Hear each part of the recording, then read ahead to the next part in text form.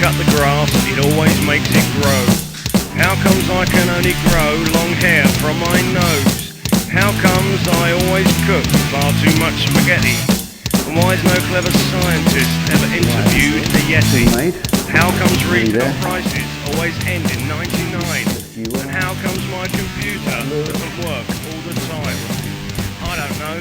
I don't know. Don't ask Sound me, that? mate. I don't know. Awesome. Right. Okay. Good morning. Welcome back. Day 44 Hayabusa build. And after a massive fun and games with the awesome success of this, really am pleased with that. It's given me loads of incredible ideas going forward for stuff at the front of the bike and all sorts of other styling ideas, even crash bars around the engine. There's loads of scope in that, there seriously is. So we'll come to that back another time. I'm not going to do any more of that today. I want to get back to the sheet metal.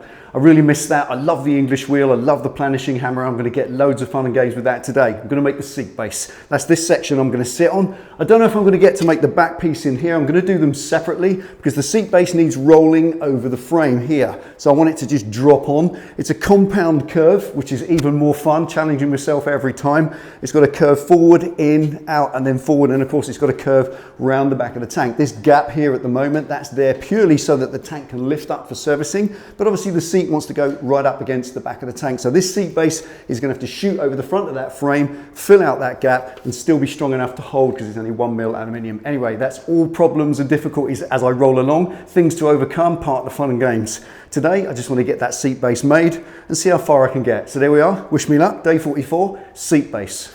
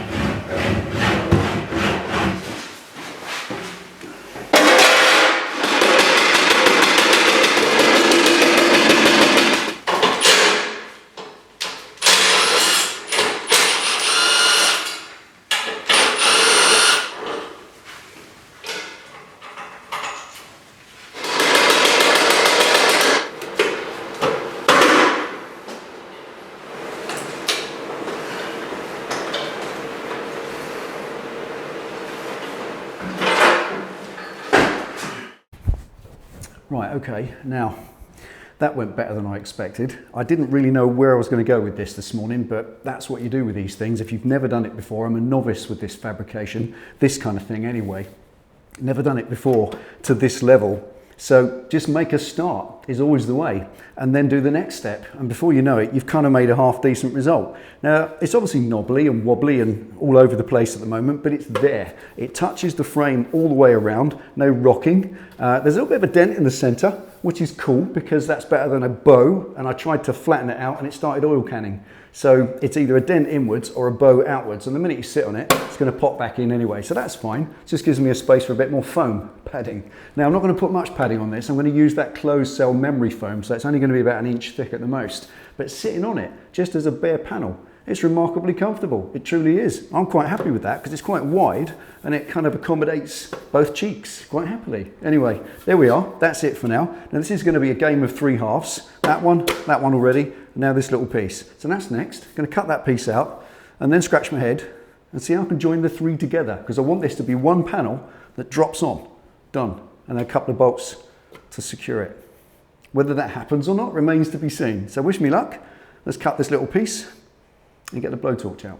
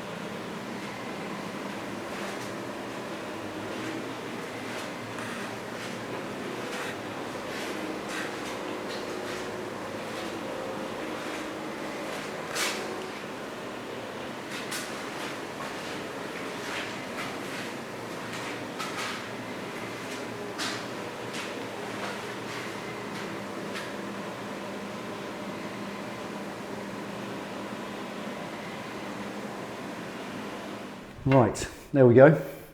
I seriously did not expect to achieve that much today, and certainly not to that standard. In fact, when I came in here this morning, 7 hours ago, I couldn't even see that in my head, but I knew that's roughly what I wanted, kind of, generically. And there it is, done. Now, it's a right old mess at the moment.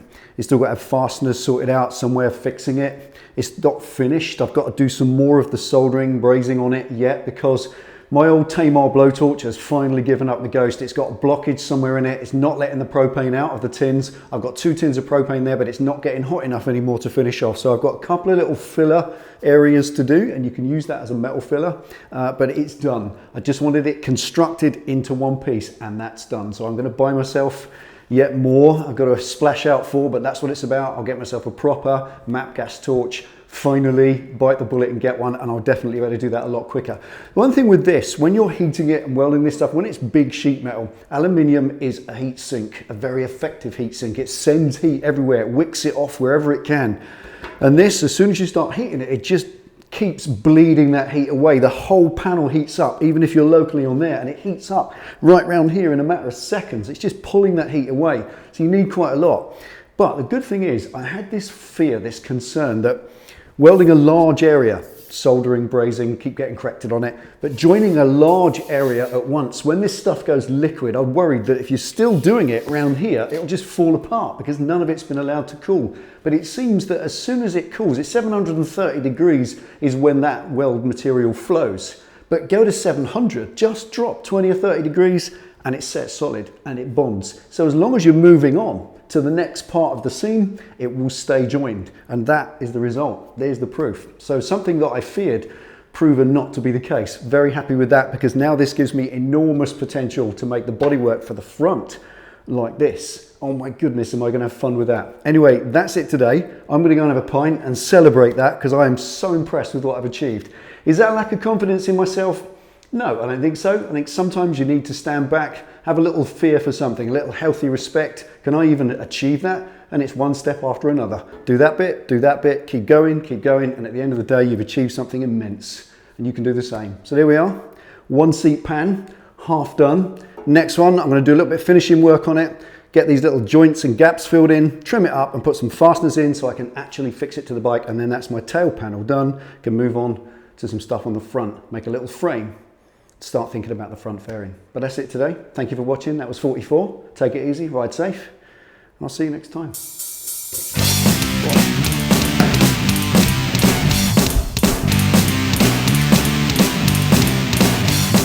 How comes when I cut the grass, it always makes it grow? How comes I can only grow long hair from my nose? How comes I always cook far too much spaghetti? And why is no clever scientist ever interviewed a Yeti? How comes retail prices always end in 99?